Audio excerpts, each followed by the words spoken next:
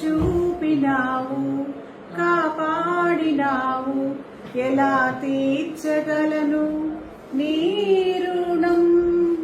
పాడనా నీ కీర్తన, పొగడనా వేణోళ్ళనా. పాడనా నీ కీర్తన, పొగడనా వేణోళ్ళనా. వందనం యేసయ్యా, ఘనుడవు నీవయ్యా. వందనం యేసయ్యా, ఘనుడవు నీవయ్యా. గతకాలమంతా నీ నీడలోన దాచావు దేవా, వందనం. ఎన్నెన్నో అవమానాలెదురైనను నీ ప్రేమ నన్ను విడచిపోలేదయా. ఇక్కట్లతో నేను కృంగినను, నీ చేయి నన్ను తాకి లేపెనయా. నిజమైన నీ ప్రేమ నిష్కలంకము, నీవిచ్చు హస్తము నిన్ను ధైర్యము. నిజమైన నీ ప్రేమ నిష్కలంకము, నీవిచ్చు హస్తము నిన్ను ధైర్యము. వందనం యేసయ్యా, ఘనుడవు నీవయ్యా. వందనం యేసయ్యా, ఘనుడవు నీవయ్యా. గతకాలమంతా నీ నీడలోన దాచావు దేవా, వందనం.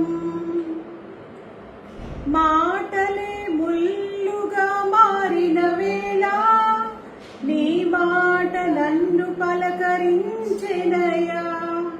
నిందలతో నేను నిండిన వేళ నీ దక్షిణ హస్తమునను తాకెనయా. నీ మాట చక్కని జీవపూట, మరువనెన్నడు నిన్ను స్తుతించుట. నీ మాట చక్కని జీవపూట, మరువనెన్నడు నిన్ను స్తుతించుట. వందనం యేసయ్యా, ఘనుడవు నీవయ్యా. వందనం యేసయ్యా, ఘనుడవు నీవయ్యా. గతకాలమంతా నీ నీడలోన దాచావు దేవా, వందనం. కృప చూపినావు, కాపాడినావు, ఎలా తీర్చగలను నీ రుణం. పాడనా నీ కీర్తన, పొగడనా వేణోళ్ళనా. పాడనా నీ కీర్తన, పొగడనా వేణోళ్ళనా. వందనం యేసయ్యా, ఘనుడవు నీవయ్యా. వందనం యేసయ్యా, ఘనుడవు నీవయ్యా.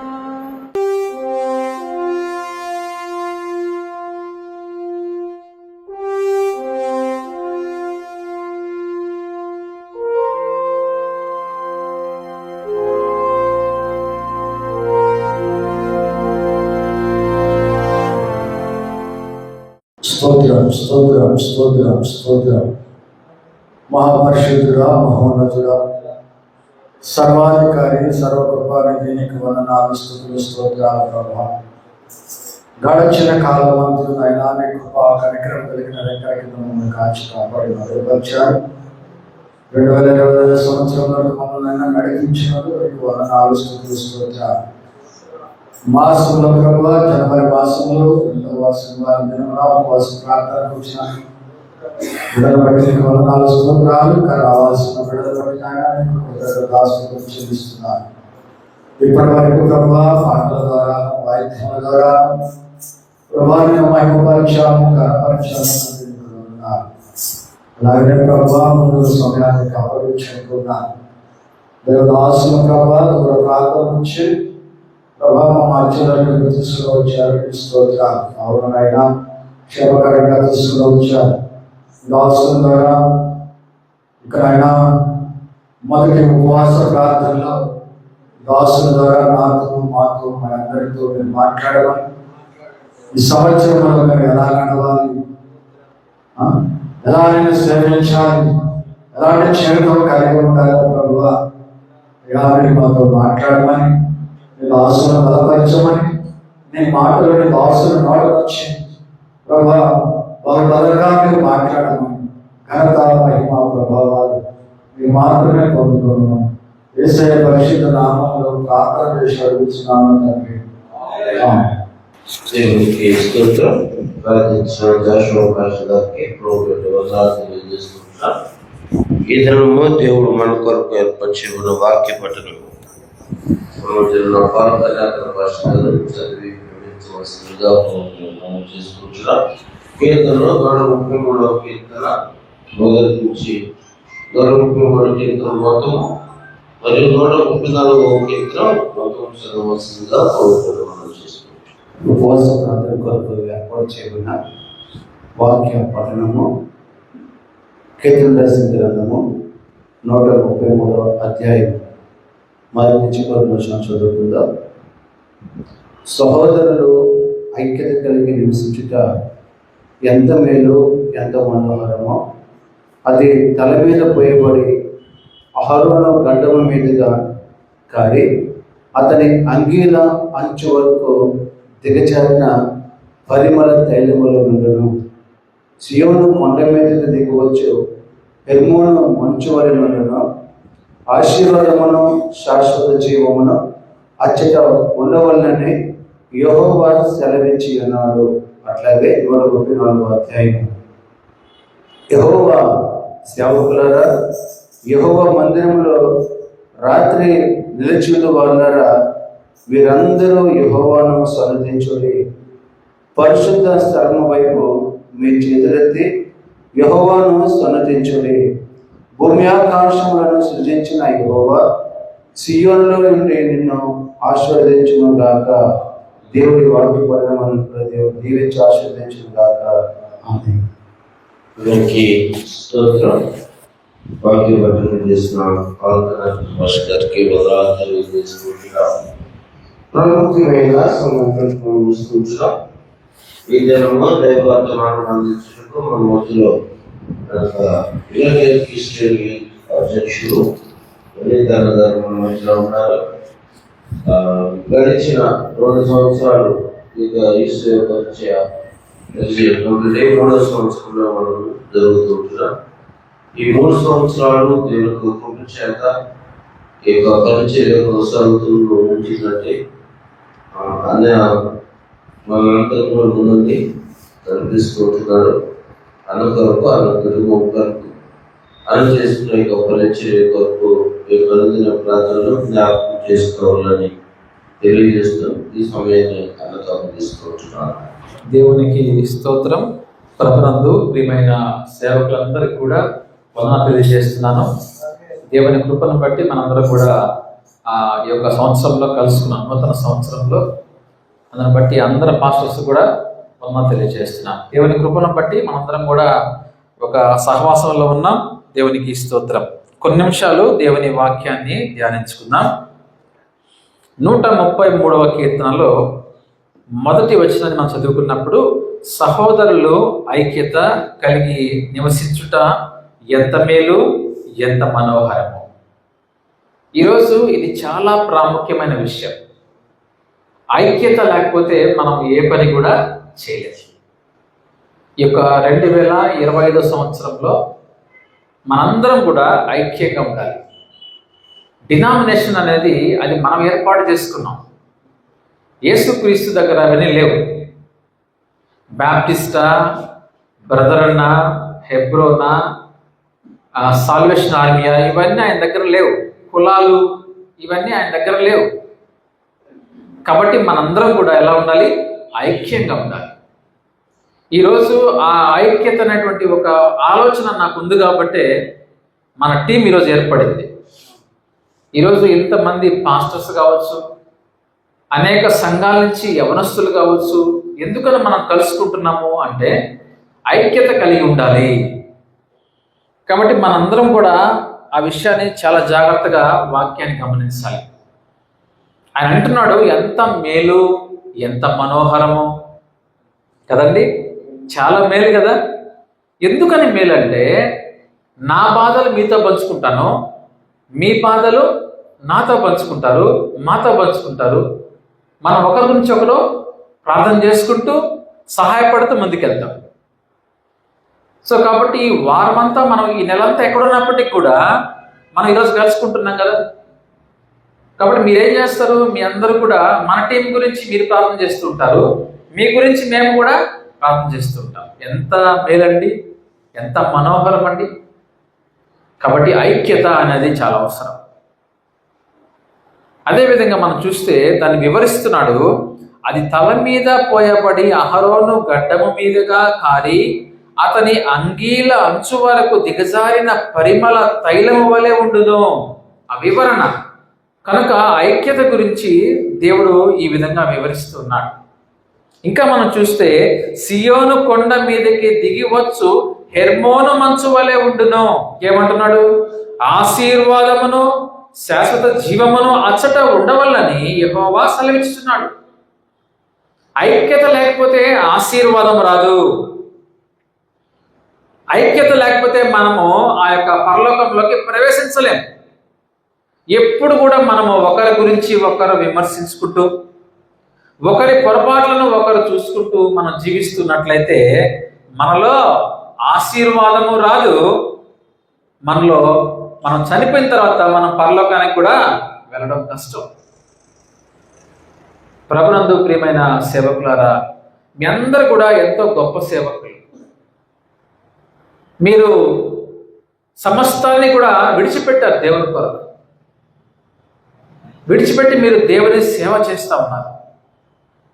మీ స్థితి ఒకవేళ ఇప్పుడు ఇక్కడ ఒకవేళ పేదరికంలో ఉండొచ్చేమో, కానీ ఏ విధంగా అయితే లాజరు పరలోకంలో ఉన్నాడో, ఏ విధంగా అయితే ధనవంతుడు నరకంలో ఉన్నాడో, మీరు కూడా పరలోకంలో ఒక పెద్ద బంగారు ఇళ్లలో మనం అందరం కూడా ఉండబోతున్నాం. ఆమేన్. కాబట్టి దేవుడు అటువంటి ఆధిక్యత మీకు ఇచ్చాడు. అది సేవకులు గమనించాలి. మనం చేస్తున్న సేవ డబ్బు నిమిత్తమో లేకపోతే మన స్వార్థం నిమిత్తమో మనము చేయడానికి అవకాశం ఉండకూడదండి. ఈరోజు మీ అందరూ కూడా నిస్వార్థంగా సేవ చేస్తున్నారు. ఎంతో మందికి వాక్యాన్ని బోధిస్తున్నారు, ఎంతో మందికి ప్రార్థన చేస్తున్నారు, ఎన్నో ప్రాంతాల్లో మీరు సువార్త ప్రకటిస్తున్నారు. ప్రతి ఒక్కరు మీరు ఇప్పుడు ఎవరైతే ఉన్నారో అందరూ కూడా ఎవరికి తగిన విధంగా వారు సేవా పరిచర్యలో బిజీగా ఉంటున్నారు. అదే సమయంలో మనము ఐక్యతగా ఉంటున్నాం. ఎంత సంతోషం అండి మనకు. కాబట్టి మనము ఐక్యతగా ఉంటే మన సంఘస్థులు కూడా ఐక్యతగా ఉంటారు. ఎందుకంటే మీరు కూడా అదే విధంగా బోధిస్తారు. ఇది ఎక్కడ పొరపాటు వస్తుందంటే, ఎక్కడ ఐక్యత లేకుండా పోతుందంటే, బోధించే బోధకుల మధ్య ఐక్యత లేనప్పుడు సంఘ విశ్వాసుల మధ్య ఐక్యత ఎలా ఉంటుంది? అతను ఏం బోధిస్తాడు? నువ్వు ఆ సంఘానికి పోవద్దు, నువ్వు ఈ సంఘానికి పోవద్దు, నువ్వు ఆ భాషలతో మాట్లాడద్దు అని చెప్పేటువంటి బోధకులు, ఆ బోధ మన దగ్గర ఉండకూడదు. దేవుని మీద మనము ఆధారపడి బ్రతకాలి. దేవునికి స్తోత్రం. ఈరోజు మనం చూస్తున్నాము, మరి ఏలియా, మరి ఆహారం ఎవరిచ్చారు ఏలియాకి? కాకి ఆహారం తీసుకుపోయింది. మరి ఏలియాని మరి దేవుడు పోషించలేదా? మరి ఏలియా సమయంలో ఎక్కడున్నాడు? ఎక్కడో అడవిలో, అరణ్యంలో ఉన్నాడు. ఆ ప్రాంతానికి మరి దేవుడు పంపిలేదా? కాబట్టి మనందరూ విశ్వాసంతో ఉన్నాం, ఐక్యతగా ఉన్నాం, ఒకరినొకరు ప్రేమించుకున్నాం. అలా మీరు ప్రేమించుకున్నప్పుడు దేవుడు మిమ్మల్ని కూడా ప్రేమిస్తాడు. అదేవిధంగా మిమ్మల్ని పోషించడానికి అనేక మందికి మనసు కూడా ఇస్తాడు దేవుడు. ఈరోజు ఆ మనసు బాబు భాస్కర్ అంకుల్కి ఇచ్చాడు. ఎక్కడో ఉన్నాడు ఆయన, అయినప్పటికీ కూడా మిమ్మల్ని ప్రేమిస్తున్నాడు. మీ కొరకు ఆయన సమయం వెచ్చిస్తున్నాడు. తన జీతాన్ని కూడా మీ కొరకు కొంత వెచ్చిస్తున్నాడు. దానివల్ల మీరు జీవించే విధానం అంతా జరిగిపోదు. అయినప్పటికీ ప్రేమ, ఆ ప్రేమతో ఒక గ్లాస్ నిలిచినా అది ఎప్పటికీ మనం మర్చిపోలేము. అవునండి. కనుక ప్రభునందు ప్రియమైన వాళ్ళారా, తర్వాత 134వ కీర్తనలో, యెహోవా సేవకులారా, యెహోవా మందిరములో రాత్రి నిలుచుండు వారులారా, మీరందరూ యెహోవాను సన్నతించండి. మనందరము దేవుణ్ణి సన్నతించాలి, మనందరం దేవుణ్ణి స్తుతించాలి, ఘనపరచాలి, ఆయన నామాన్ని మనం మహింపరచాలి. అదే మన పని. ఈ రోజున ఒక సేవకులుగా మన పని అదే. నాకన్నా ఒక ఉద్యోగం ఉంది, కొంత నేను డైవర్ట్ అయిపోతాను ఒకనొక టైంలో. కానీ మీరు మాత్రము కంటిన్యూగా మీ పని ఏంటి? ప్రార్థన వాక్యము, దేవుని సువార్త, సంఘాన్ని పోషించుకోవడం, సువార్తకి వెళ్ళి అనేక మంది రక్షించడం, ఇదే మన పని. ఈ పనిలోనే మనం ఉన్నప్పుడు దేవుడు నీకు ఏం కావాలో సమస్తాన్ని అయినా సమకూరుస్తాడు. మీ కుటుంబాలను ఆయన పోషిస్తాడు. ఈరోజు మీరు చాలా దీవించబడిన వారు. ఎందుకంటే సేవకులు అంటే ఆయనకి చాలా ఇష్టం. కనుక మనందరం కూడా ఆయన పని చేసినప్పుడు ఆయన ఎంతగానో మనల్ని చూసి ఆనందపడతాడు. తర్వాత చూడండి, పరిశుద్ధ స్థలము వైపు చేతులెత్తి యెహోవాను సన్నతించుడి. మనం ఆయన వైపు చూడాలి. సేవకులుగా మనం ఎవరి వైపు చూడాలి? ఆయన వైపు. అందుకే అంటాడు 120 కీర్తనలో, కొండల తట్టు నాకు కళ్ళెత్తుచున్నాను, నాకు సహాయం ఎక్కడి నుంచి వచ్చును? యెహోవా వలనే నాకు సహాయం కలుగును. కారణం ఏంటి? భూమి ఆకాశమును సృజించిన వాడాయన. భూమి అయింది, ఆకాశం అయింది. ఒకవేళ ఇక్కడ పరిపాలించేవారు ఎంతసేపు ఉంటారు? వాళ్ళు 5 సంవత్సరాలు పరిపాలిస్తారు ఒక ముఖ్యమంత్రి. తర్వాత ఒకవేళ మళ్ళీ గెలిస్తే మళ్ళీ పరిపాలిస్తారు. కానీ దేవుడు దీనికి సృష్టికర్త అనే విషయాన్ని జ్ఞాపకం చేసుకోవాలి. నోవహు కాలాన్ని మనం గమనించినప్పుడు, నోవహు కాలంలో అందరినీ కూడా ఆయన నాశనం చేసేసాడు. చేయలేదా? మరి ఆయనే సృష్టించాడు, ఆయనే మొత్తాన్ని నాశనం చేసేసాడు. కారణం ఆయనకి నచ్చల ప్రవర్తన. కాబట్టి మన సృష్టికర్త ఆయన కనుక మనము దేవుని వైపు చూసి మనం ఆయన సన్నతించాలి. భూమి ఆకాశములను సృజించిన యెహోవా సియోనులను నిన్ను ఆశీర్వదించును గాక. ఆమేన్. దేవుడు మిమ్మల్ని ఆశీర్వదిస్తాడు. కాబట్టి ఎవరో మనుషులు ఆశీర్వదించడం మిమ్మల్ని. ఒకవేళ కావాలంటే మీకు డబ్బులు ఇస్తారేమో, ఒక 1000 రూపాయలు లేకపోతే ఒక 10,000 ఇస్తారేమో. కానీ టోటల్ బ్లెస్సింగ్ ఇచ్చేవారు మనకు దేవుడు ఇస్తాడు. ఆశీర్వాదం అంతా కూడా ఆయన చేతుల్లో ఉంది. ఆశీర్వాదాన్ని మనం పొందుకోవాలంటే మనము ఐక్యతగా బ్రతకాలి. నువ్వు ఎందు నిమిత్తమో ఏర్పరచబడ్డావో నువ్వు ఒకసారి గ్రహించాలి. నీ పరిచర్య, నీ యొక్క రెస్పాన్సిబిలిటీ ఏంటి, నీ బాధ్యత ఏంటి, దేవుడు నీకు ఎందుకని ఇక్కడ నువ్వు ఒక పాస్టర్గా పుట్టావు, పలానా ప్రాంతంలో పలానా చింతకుంట, లేకపోతే చెర్లో సంఘం, లేకపోతే బూదులకుంట, ఇలా అనేక ప్రాంతాల్లో మీరు పాస్టర్స్ ఉన్నారు. ఆ ప్రాంతంలో దేవుడు మిమ్మల్ని ఎందుకు ఏర్పాటు చేశాడు అనేది ఒక్కసారి మనం దేవుడిని అడగాలి. ఎందుకని ఆ ప్రాంతం అంతా కూడా దేవుడు నీకు గిఫ్ట్గా ఇచ్చాడు, బహుమానంగా ఇచ్చాడు. ఆ ప్రాంతం అంతా నీవు అందరినీ రక్షించాల్సిన బాధ్యత నీదే. ఎలా రక్షించాలి? మనము మన ప్రవర్తన బట్టి కూడా. నువ్వు అందరి మధ్యలో ఎలా ప్రవర్తిస్తున్నావు? ఒక సేవకునిగా అందరికీ మాదిరికరంగా ఉంటున్నావా? నీ ప్రార్థన ఇతరులకు దీవెనకరంగా ఉంటుందా? నీ వాక్యం వల్ల ఇతరులు దీవించబడుతున్నారా అనేది మనందరం ఆలోచించుకోవాలి. ఈరోజు మనము కూడా మనం ఉన్న ప్రాంతంలో మనం ఆ సాక్ష్యాన్ని సంపాదించుకోవాలి. ఆ సాక్ష్యం లేనప్పుడు నువ్వు ఇతరులకి మాదిరికరంగా మనం ఉండలేం. ఒక మాదిరికరమైన సేవకునిగా మనం బ్రతకాలి. కనుక ప్రభునందు ప్రియమైన వాళ్ళరా, ఈరోజు దేవుని యొక్క నిర్ణయాన్ని బట్టి ఈరోజు మనందరం కూడా ఒకరికొకరు పరిచయం అయ్యాం. ప్రతి వారం కూడా కొంతమంది సేవకులు మనతో సువార్తకు వస్తున్నారు. ఇప్పుడు పాస్టర్ గారు అంటే వాళ్ళు అందుబాటులో ఉండరు. జాషువా పాస్టర్ గారు అయితే మీ పాల్ కర్ణాకర్ పాస్టర్ గారు, యేసరత్నం పాస్టర్ గారు, యోహాన్ పాస్టర్ గారు, మన అనిల్ పాల్ పాస్టర్ వచ్చేవాళ్ళు ఈ మధ్య రాలేకపోతున్నారు. కాబట్టి సువార్తకు వస్తున్నారు. మనందరం కలిసి సువార్త ప్రకటించినప్పుడు అది ఎంతో గొప్పగా ఉంటుందండి కదండి. ఎంత దీవెనకరంగా మీ ప్రాంతాలకు మేము వచ్చాం, మా ప్రాంతాలకు మీరు రావాలి, మనందరం కలిసి ఇంకొక ప్రాంతానికి పోవాలి, అనేక మందికి మనం ప్రార్థన చేయాలి. మనందరం కూడా మనం ఆ యొక్క ప్రాంతంలో ప్రార్థన చేసినప్పుడు దేవుడు ఆ ప్రాంతంలో ఎవరో ఒకరిని మార్చుతాడు. కనుక ప్రభునందు ప్రియమైనటువంటి సేవకులారా, మీ సేవని, మీ యొక్క త్యాగాన్ని మేము వర్ణించలేం. మేమంతా కూడా ఉద్యోగాలు చేసుకుంటూ దేవుని పరిచయం చేస్తూ ఉన్నాం. కానీ మీరు అవన్నీ విడిచిపెట్టి ఒక్కొక్కరు ఒక్కొక్క విధమైనటువంటి సేవ చేస్తున్నారు. వీరు ఒక విధమైన సేవ.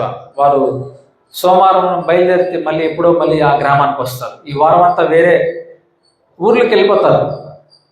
సార్ ఒక పరిచర్య, విజయ్ కుమార్ పాస్టర్ గారు, వాళ్ళు ఎవరైతే మత్స్యకారుల మధ్య ఆయన పరిచర్య.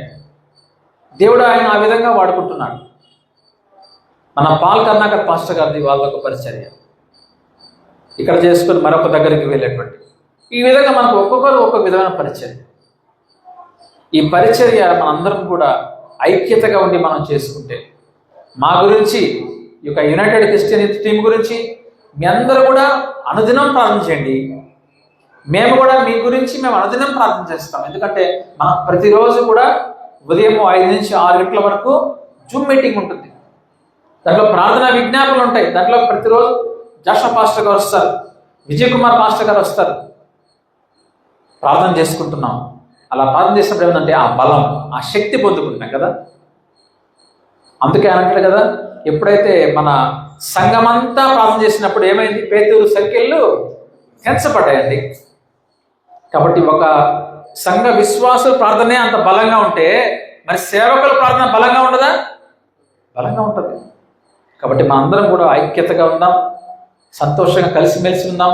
మీ బాధలు ఏమంటే మాకు చెప్పండి, మేము కూడా మా ఇబ్బందులు మా ఇంటికి చెప్తాము. అవి రాసుకొని మీరు ప్రార్థన చేయాలి. మనం కూడా మన బాధ్యతని మనం ఒకసారి గమనించి ఈ నూతన సంవత్సరంలో నూతనమైన ఆలోచనలు కలిగి నూతనంగా మనం ముందుకెళ్దాం. ఎప్పుడు ఐక్యత కలిగి దేవుని దృష్టిలో మనుషులు మనం మెచ్చుకోగలే, మనల్ని ఎవరు మెచ్చుకోరండి. మనం ఒక్క చెడ్డ పని చేసామనుకోండి అందరూ చెప్పేస్తారు పోయి. అదే మనం చాలా చేస్తాం మంచి పనులు, ఇవి ఎవ్వరు చెప్పరు. ఐదు చెప్తే మనకేమవుతుంది, మంచి పేరు వస్తుంది కదా. కాబట్టి మనకు వీళ్ళతో వల్లే, ఈ మనుషులతో మనకు వల్లే. మనకు కావాల్సింది ఎవరు? దేవునికి మనం సమాధానం చెప్పాలి. కాబట్టి దేవునితో మనం ఉందాము, ఆయన సహవాసంతో మనం ఉందాము. మన అంతరంగం ఆయన తెలుసు, మనల్ని ఆయన మెచ్చుకుంటాడు. ఆయన మనకి ఇవ్వాల్సింది ఏంటంటే జీవ గ్రంథంలో మన పేరు లిఖించాలి. పరలోకంలో ఆయన పక్కన మనకు సింహాసనం ఆయన ఇవ్వాలి కదా. మనకు కావాల్సింది అది. అటువంటి కృప దేవుడు పెద్దలైనటువంటి మీ అందరూ కూడా దేవుడు దయచేయను గాక. ఆమె అందరికీ వందనాలు. దేవునికి స్తోత్రం. శ్రేష్టమైన వర్తమానాన్ని అందించిన అభినేతలు గారికి ప్రభువుల వందనాలు తెలియజేస్తున్నా. ఇక్కడ చేరిన సంఘ సేవకుల కొరకు, వారి యొక్క కుటుంబాల కొరకు, వారి యొక్క పిల్లలు భవిష్యత్తు కొరకు దర్శన కుమార్ గారు ప్రార్థించవలసిందిగా ప్రభుత్వం చేస్తుంది. ప్రార్థించుకుందాం. మహాగణుడ, పరిశుద్ధుడ, యేసుక్రీస్తు దేవ, మీకు వేలాది స్తుతులు స్తోత్రాలు చెల్లించుకుంటున్నాం నాయన. ఈ నూతన సంవత్సరంలో మమ్మల్ని ప్రవేశపెట్టిన విధానాన్ని బట్టి వందనాలు చెల్లించుకుంటున్నాం తండ్రి. ఇంతకాలం మమ్మల్ని కాచి కాపాడిన దేవ, మీకు వేలాది స్తుతులు స్తోత్రాలు చెల్లించుకుంటున్నాం తండ్రి. నాయన ఇక్కడ చేరి వచ్చినటువంటి నాయన ప్రతి బిడ్డని మీరు జ్ఞాపకం చేసుకోండి నాయన. వారి పరిచర్యలను మీరు జ్ఞాపకం చేసుకోండి దేవా. వారి కుటుంబాలను కూడా మీరు జ్ఞాపకం చేసుకోమని వేడుకుంటున్నాం దేవా. ఈ ఈశ్వరుని దీవించండి తండ్రి. దినదినాభివృద్ధి చెందుటకు నాయన మీ కృపను దయచేయమని వేడుకుంటున్నాం తండ్రి. ఈ సేవ ద్వారా జరిగే ప్రతి రకమైనటువంటి పరిచర్యని తండ్రి మీరు ఆశీర్వదించమని వేడుకుంటున్నాం. ఎటువంటి ఆటంకాలు లేకుండా తండ్రి ఉండలాగా కృప చూపించండి నాయన. అలాగే తండ్రి వాక్యంలో మేము విన్నాం తండ్రి, సహోదరులు ఐక్యత కలిగి నివసించుట ఎంత మేలు, ఎంత మనోహరమని తండ్రి. ఆ విధముగా తండ్రి ఈ అల్లూరులో ఉన్నటువంటి వారందరూ కూడా తండ్రి, సేవకులందరూ కూడా తండ్రి ఆయన ఐక్యత కలిగి ఉండలాగున కృప చూపించమని, సంఘానికి కూడా తండ్రి నాయన ఐక్యత కలిగి ఉండలాగున బోధించడం కృప చూపించమని వేడుకుంటున్నాం తండ్రి. ఆయన వారి యొక్క పరిచర్ని జ్ఞాపకం చేసుకొని దీవించమని 30 60 100 తండ్రి వారి యొక్క సేవా ఫలాలని తండ్రి వారికి దయచేయమని మా ప్రభు రక్షకుడైన యేసు క్రీస్తు నామం పేరిట అడిగి వేడుకుంటున్నాం తండ్రి. ఆమేన్. ఆశీర్వాదంతో మీ కోరికలు ముగిస్తున్నాం. మన పరమతండ్రి దేవుని ప్రేమ, ఆయన కుమారుడు యేసుక్రీస్తు కృప, పరిశుద్ధాత్మ కరుణ సహవాసం చెరుచిన బిడ్డలకు సకల పరిశుద్ధులకు ప్రాముఖ్యంగా ఈ స్వీకరించకు ఆయన కృప, ఆయన సన్నిధి, ఆయన కాపుదల ఇప్పుడును ఎల్లప్పుడూ సదాకాలము తోడైండి అభివృద్ధి చేయుగాక. ఆమేన్. దేవునికి స్తోత్రం. ప్రార్థించిన వారందరికీ ఆశీర్వదించిన విజయ్ కుమార్ పాస్టర్ గారికి పూర్వపేట వందనాలు తెలియజేస్తున్నాం.